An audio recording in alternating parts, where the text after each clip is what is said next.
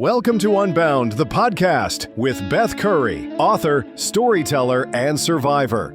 This is where books meet real life, where Beth reads chapters from her work and breaks free from the traditional audiobook format, diving deeper into the personal experiences, lessons, and liberation behind every page. Nothing is off limits. Let's get unbound.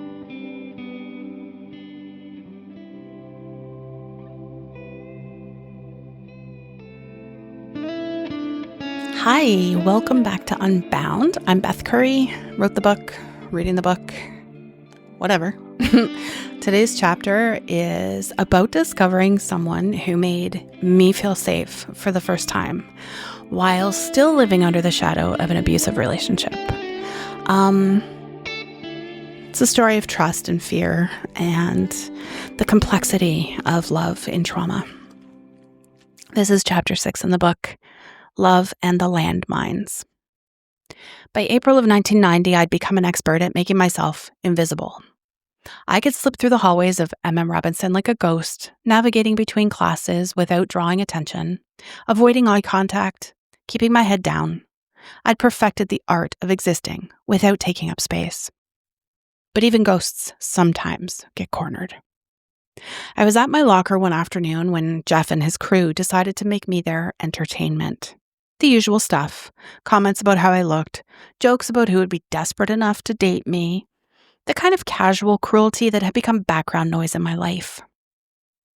What I remember most about that day wasn't what they said. It was what happened next.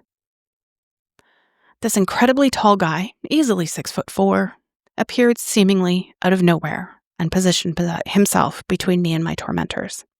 I'd never seen him before, which was impossible in a school where everyone knew everyone. He had to be new. But what struck me wasn't his height or the fact that he was obviously confident. It was the way he never took his eyes off me while he dealt with them. Like he was making sure I was okay before he worried about anything else. He didn't threaten them or start a fight. He just existed in their space in a way that made them suddenly aware they weren't the biggest predators in the ecosystem anymore. Within minutes, they'd found excuses to be somewhere else. When they were gone, he asked if I was okay. Not in the performative way people sometimes do when they want credit for being decent, but like he genuinely cared about the answer. His name was Nate. He'd just moved with his parents and brother from Australia and needed to pick up a couple of credits he needed for university. And for the first time in a good while, I felt safe around another human being. Like immediately safe. I felt a trust I didn't think I could feel. There was some cosmic sort of connection between us that I still cannot explain to this day. Over the next few weeks, Nate started showing up in my orbit. Not in the aggressive, possessive way Brandon did, but naturally, like he was just happy to see me. He'd ask about my day, my classes, whether those guys had bothered me again.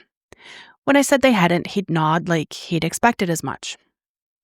There was something about Nate's presence that seemed to create a bubble of safety around me.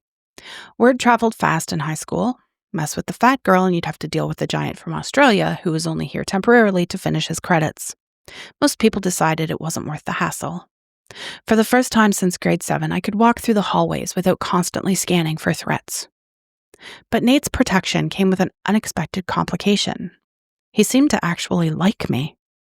But it wasn't like the calculated, manipulative way I was used to, where every interaction felt like a transaction. Nate genuinely seemed to enjoy my company. He'd laugh at my jokes, my actual jokes, not the self-deprecating ones I used as armor. He'd listen when I talked about books or music or whatever random thing I was thinking about. He made me feel like I was worth knowing. And that fucking terrified me. Because I was still with Brandon. At least I thought I was. The boundaries of what had become so blurred, so twisted by months of psychological manipulation that I didn't know where the relationship ended and the abuse began. In hindsight, I now know that we were never even in a relationship. He was not my boyfriend, and I was not his girlfriend. What I did know was that Brandon had made it very clear that other guys were off limits, that talking to them was a betrayal, that even friendships were a threat to what we had together.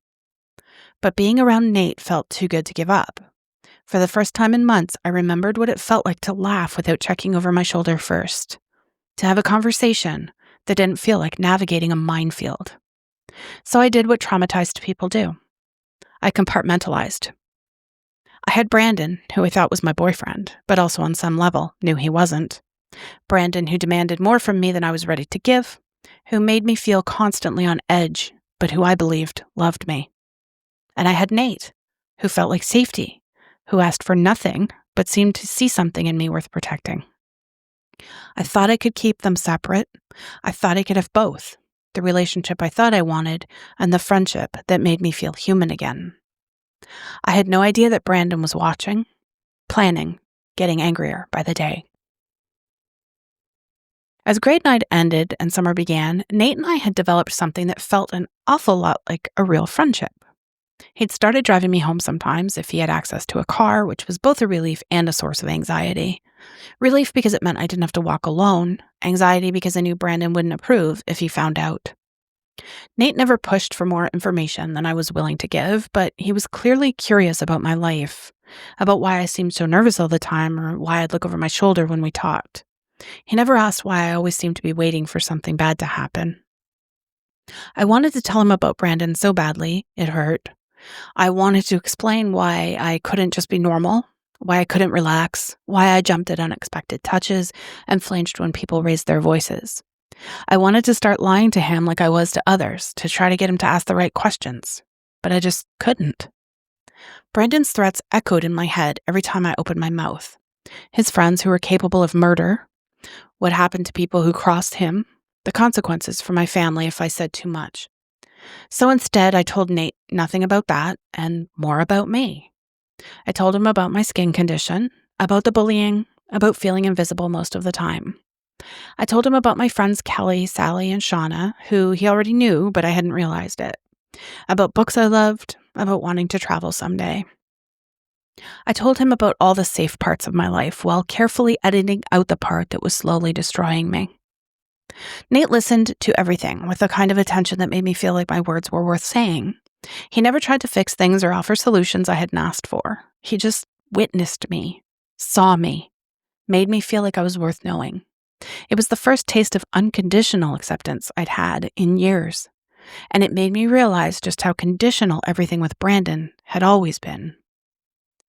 By September, the weight of living two completely separate lives was crushing me. At school, I was Nate's friend, the girl who laughed at his jokes, who felt safe walking the hallways with him nearby, who remembered what it felt like to be treated with kindness.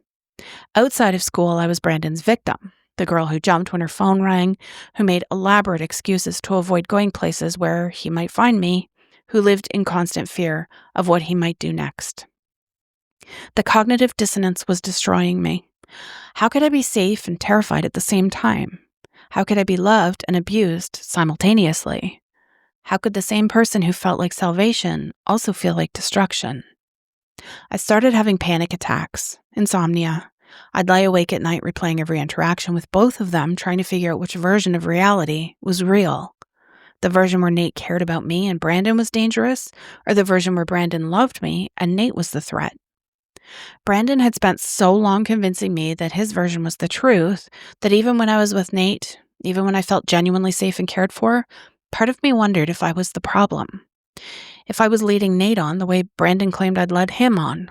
If I was being unfaithful to someone who loved me. The gaslighting had worked so well that I couldn't trust my own perceptions anymore. All I knew was that I was drowning, and I didn't know how to save myself without destroying everyone around me. That's when I made the mistake of thinking I had choices. In January of 1991, after months of feeling safer and more like myself when I was with Nate, I decided to tell Brandon I didn't want to see him anymore. Hindsight is funny because, like I said, I wasn't even seeing him. What a fool I was. What a fool he knew I was.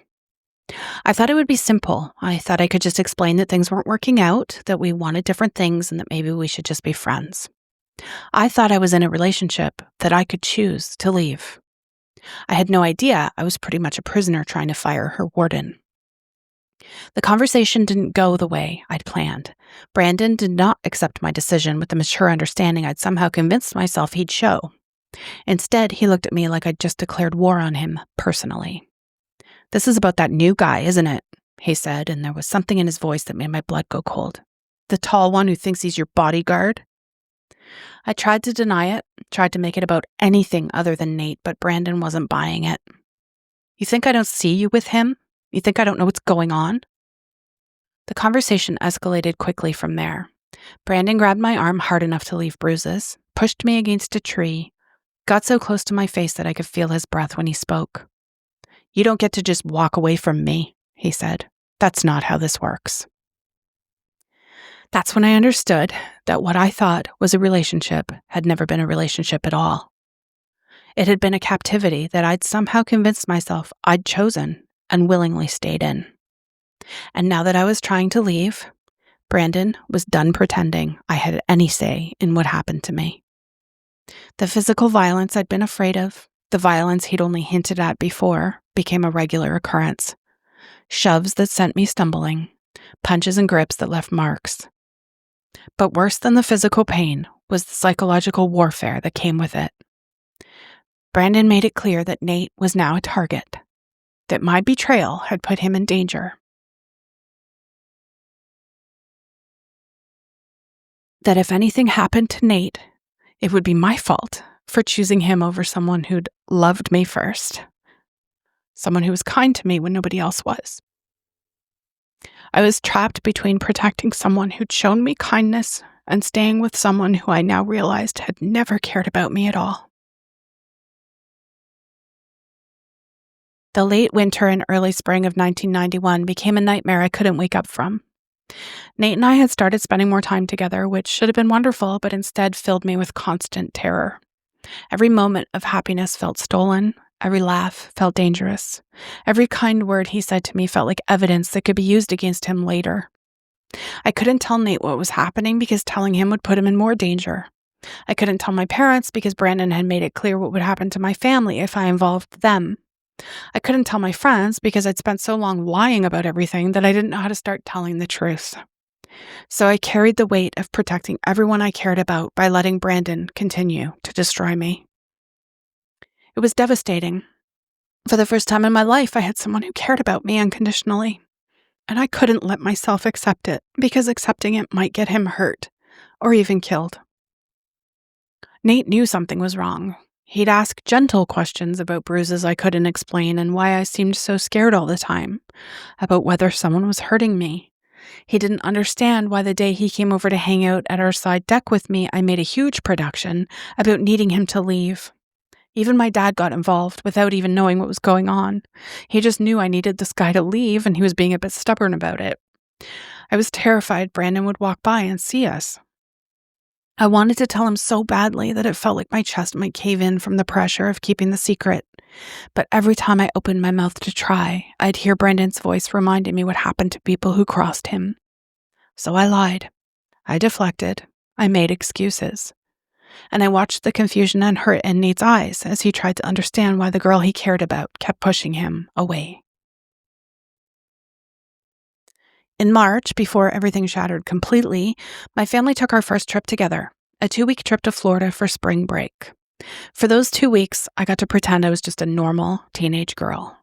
My sister and I spent our days together like we used to, before secrets carved distance between us.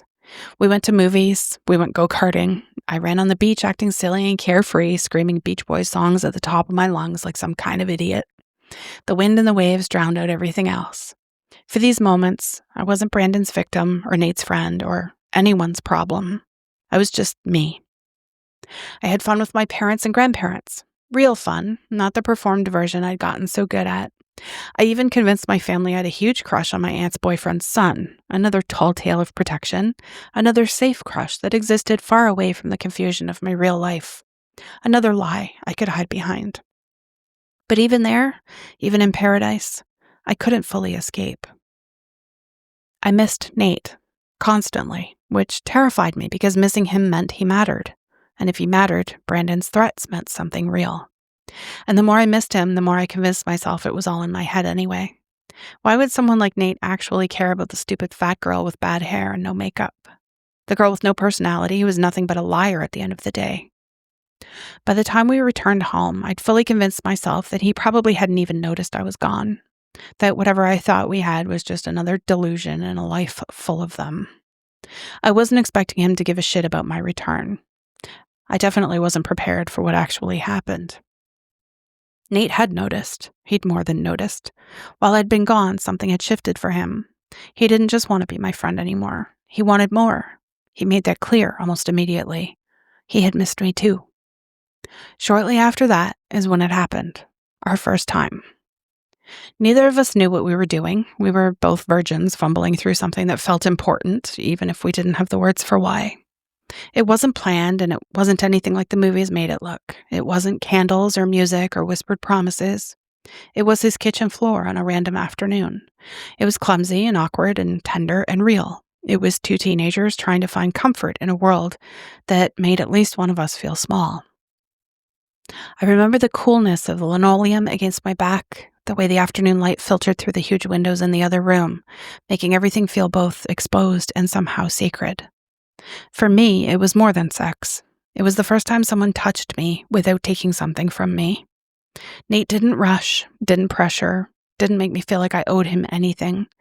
He treated me like I was allowed to exist in my own body, like I wasn't broken or ruined or too much.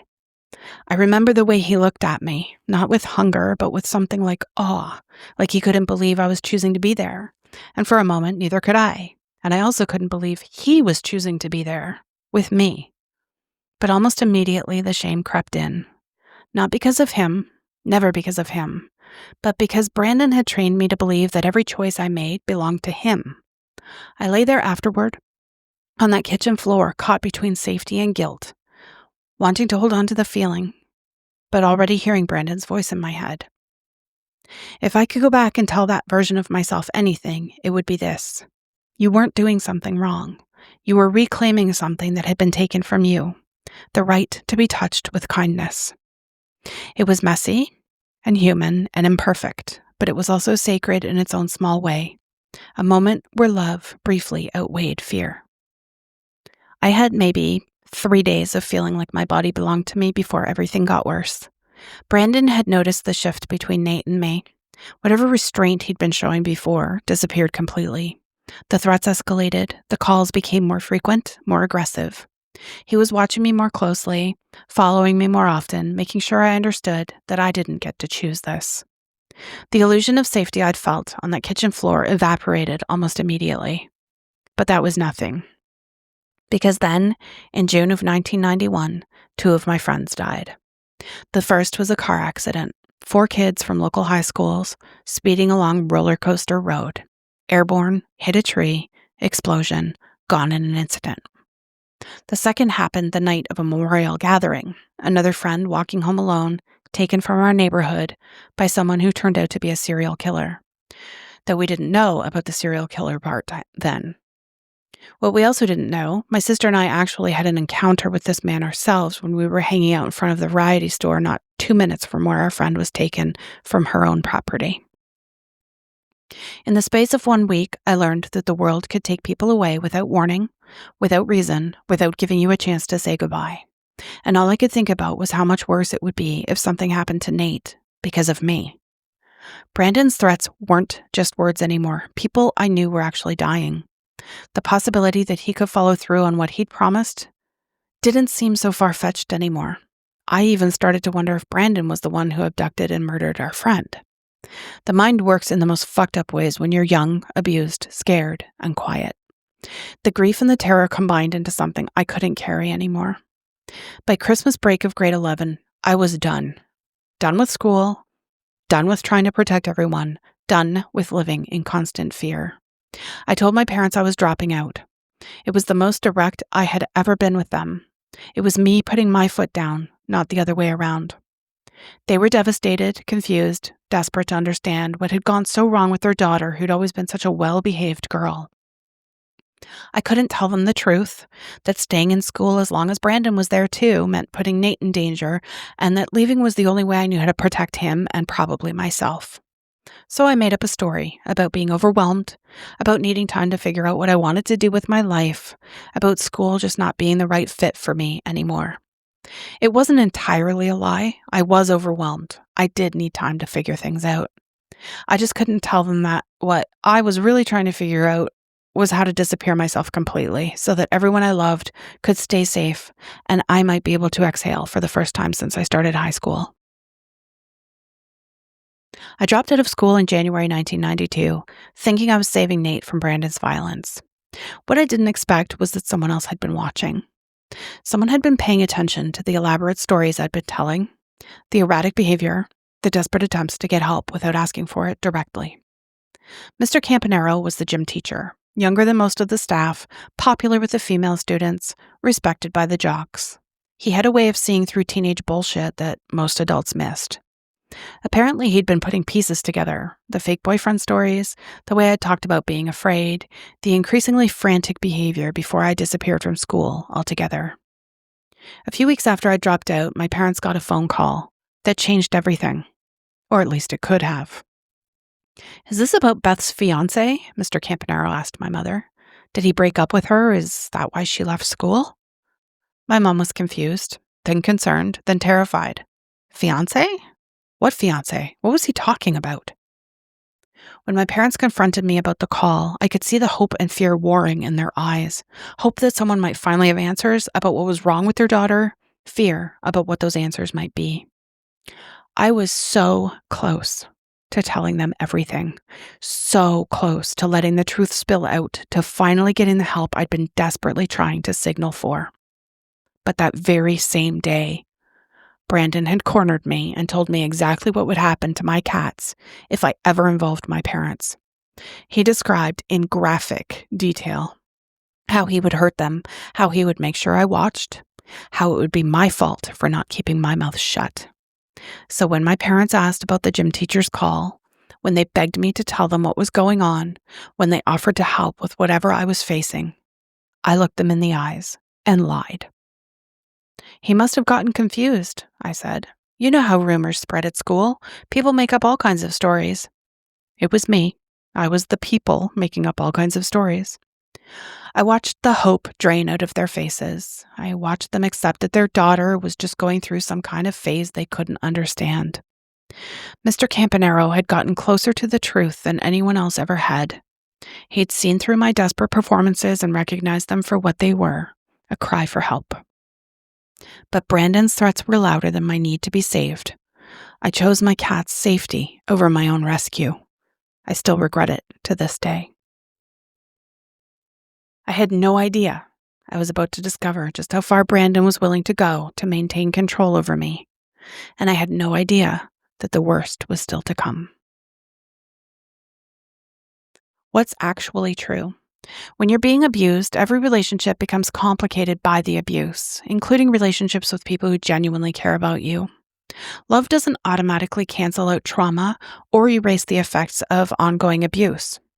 You can be deeply loved by someone while simultaneously being destroyed by someone else, and your nervous system will be confused about which reality is true.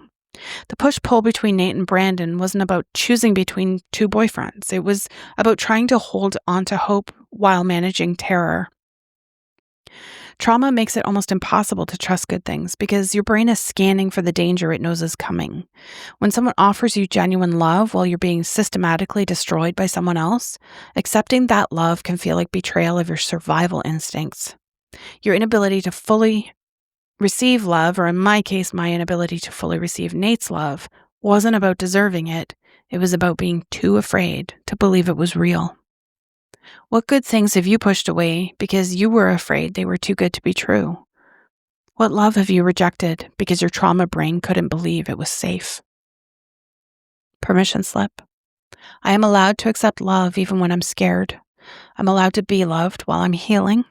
I'm allowed to trust good people even when bad people have hurt me. I am allowed to believe that not everyone who offers love is trying to hurt me. You don't have to heal completely before you're worthy of love. This week, accept one gesture of genuine care without questioning the giver's motives. Practice receiving love as someone who deserves it. All right, so this chapter highlights something that many survivors of abuse recognize. Trauma complicates even the healthiest relationships. For me, Nate's presence was a lifeline. He was someone who genuinely cared without conditions. But the nervous system doesn't immediately know safety. Like, because I thought this and I even wrote it. I thought this about Brandon.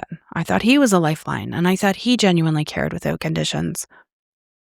But then I saw what that really looked like.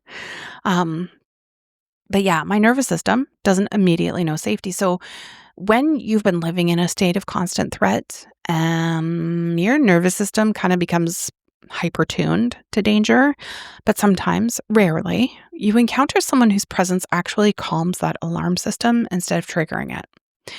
You want to trust that instinct.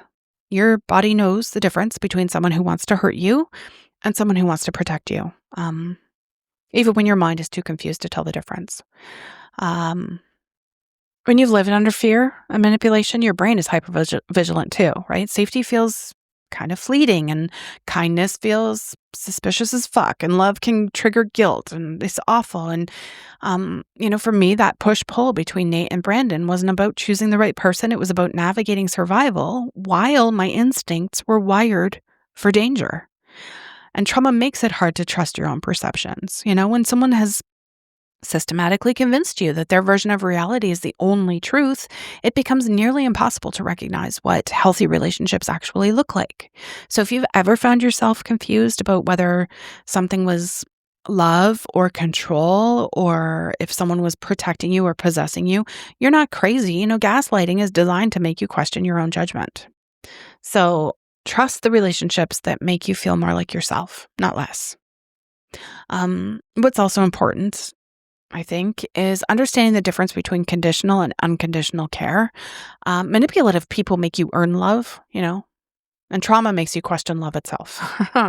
Genuine care, which is what Nate showed to me, does not demand transactions. It doesn't punish mistakes and it doesn't isolate you. It's really simple in principle, of course, but it's radical for someone whose boundaries have been completely violated. And the difference between manipulation and genuine care is pretty stark once you know what to look for. Manipulators make you feel like you have to earn their attention or like their love comes with these terms and conditions and shipping and handling and all that stuff.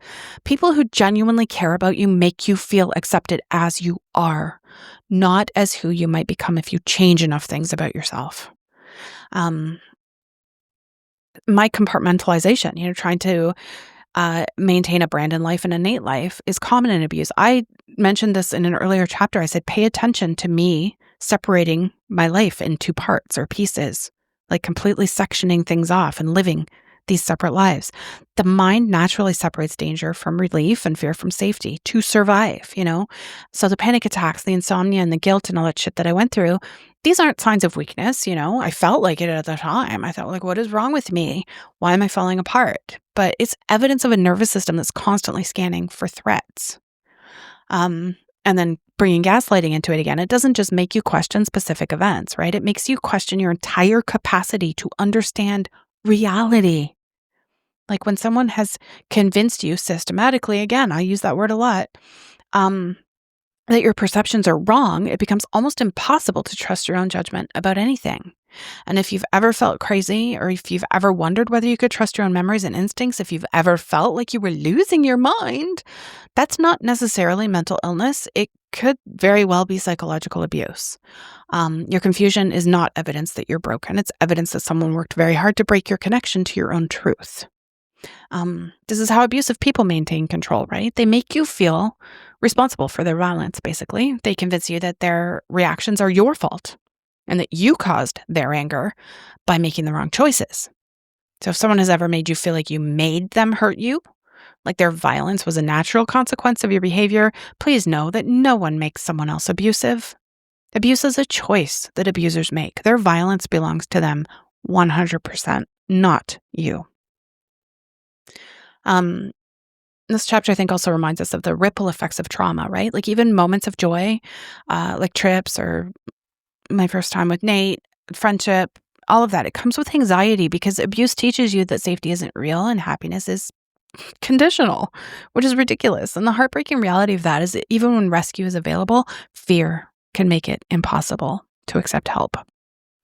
When someone you love is being abused, their behavior might not make sense to you. They might seem like they're choosing their abuser over you. like they don't want your help, like they're pushing you away for no reason. They're not choosing their abuser at all. They're trying to protect you. You can love someone in an abusive situation by just being patient and staying available and making it clear that you're there whenever they're ready. And you know what? I didn't see it at the time, but that's what Nate was doing. And he didn't even know my situation at the time. But don't take their distance personally. You know, they're not rejecting you. They're just trying to keep you safe. That's all. Sometimes the most loving thing too someone can do is remove themselves from your life, even, when it doesn't make sense to you or even when it hurts both of you. So if someone you care about suddenly distances themselves, especially if they seem scared or anxious, just consider that maybe they might be trying to protect you from something that they can't tell you about. So don't take that personally either. Just love them from wherever, they need you to be. Another thing, sometimes the people who could save us are right there, asking the right questions, seeing through our lies to the truth underneath. But trauma makes us choose the devil we know over the salvation we're not sure we can trust. If you're watching someone you suspect is being abused, don't give up after one conversation. Keep asking and keep showing up and keep making it clear that you're there when they're ready. Sometimes it takes multiple attempts before someone feels safe enough to tell the truth, and sometimes, heartbreakingly, they never do. And if there's one takeaway too, it's this: love doesn't cancel abuse. Trauma doesn't make kindness feel safe, but noticing the difference between harm and care and learning to trust a body that's been taught to distrust itself, I think that's the first step toward reclaiming your life. I asked a question at the end too, that's worth reflecting on. I think, what good things have you pushed away because you were afraid that they were too good to be true? What love have you rejected because your trauma brain couldn't believe it was safe? That's not just my story. It's a question for anyone who's ever been conditioned to fear safety and joy. Thanks for being here. Please make sure to follow me wherever you listen to me so that when new episodes drop, you'll be notified. Remember, all episodes of Unbound are free, but if you want to support the production costs, you can find me over on Ko-fi. There's never any obligation. The content will always be free. Support and contact info is in the show notes. And if you join the Facebook group, we sometimes have further conversation there as well. So there you go. I will see you in the next episode. Thanks for listening to Unbound with Beth Curry. Join the conversation in the Facebook group or visit author.bethcurry.com. Want to support the show? Head to ko-fi.com/unbound podcast. Until next time, stay unbound.